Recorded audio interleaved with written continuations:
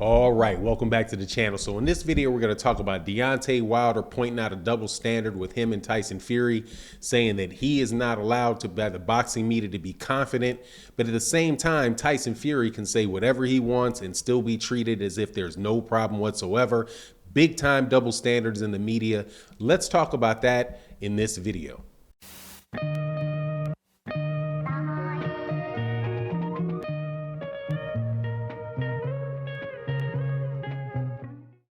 All right, welcome back to the channel. So every once in a while, things in boxing kind of cross over outside of the sport of boxing and into, the world in general. And Deontay Wilder said something on an interview that was on Tay Jones' channel. Shout out to Tay Jones and his YouTube channel. Definitely go subscribe to him.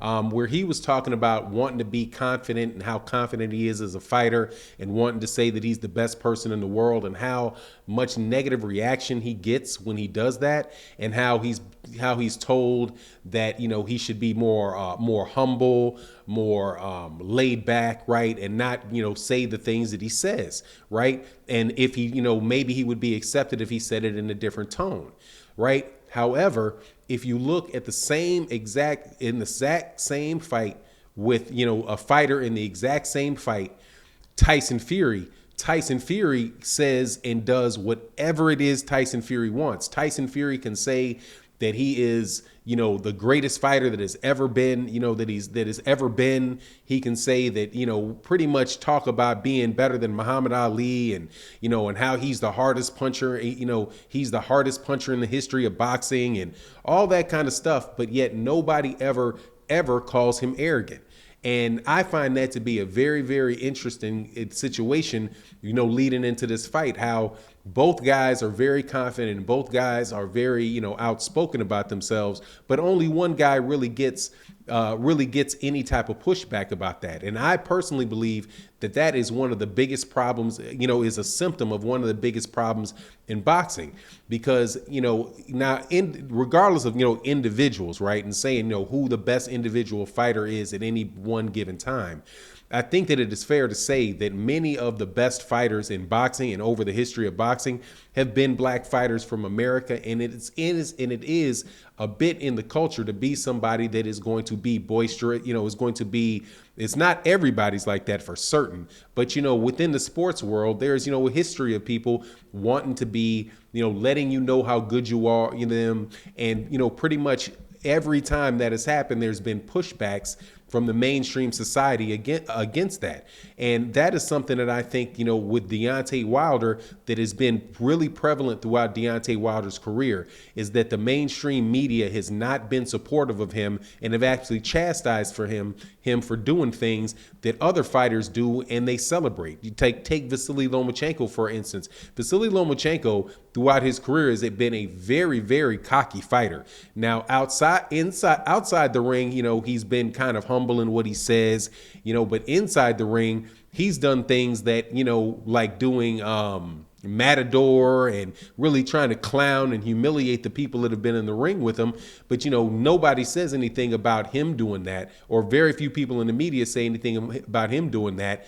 But let somebody like Adrian Bronner or somebody like that clown in the ring, and that is one of the major things that's talked about him. So we know in boxing that you have, the blue corner and you have the red corner.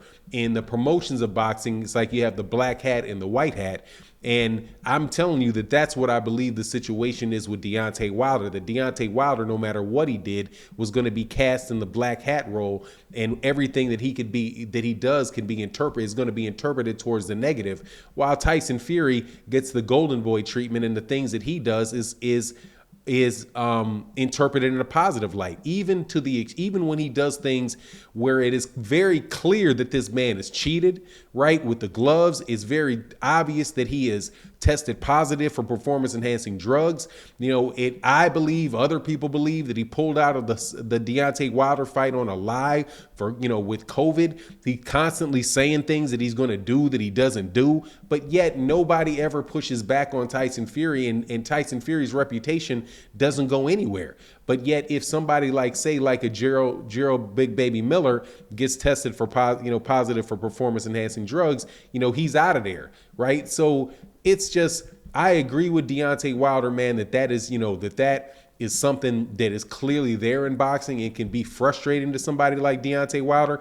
Because if you look at what Deontay Wilder has done with his, in the tenure of his championship, is he's tried to get his hands on the best fighters he can get his hands on. He won all of his fights.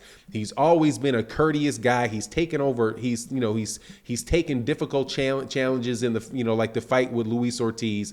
He's done everything that, as far as I can see, to be a very, very respectable champion, and never got his just due from the mainstream media. While Tyson Fury has pretty much been the opposite of that, and has been and is consistently cheered by the media. So it's like one thing if Deontay Wilder was chastised and treated that way, and Tyson Fury was treated, in a way that is appropriate considered the things he's done, right? But it's the exact opposite. Tyson Fury is actually celebrated, and Deontay is not neutral on Deontay Wilder. It's actually the press and all that stuff have been very, very negative about Deontay Wilder. Deontay Wilder says something like, he wants to catch a body in a fight one day, and then all of a sudden, it's the worst thing that could possibly be. He gets investigated by the WBC. Right. And they have a talking to with him about the words that he chooses to use. But at the same time, Tyson Fury gets in there with gloves that you can clearly see are loaded. Right. And I'm talking about with the Christian Hamer fight, where he comes in there with a glove that has a thumb detached, and after the Christian Hamer when he tests positive for performance enhancing drugs. Right. And the neck wrenches, the fight that he had with Steve Cunningham, right? It's just like none of that stuff sticks to him.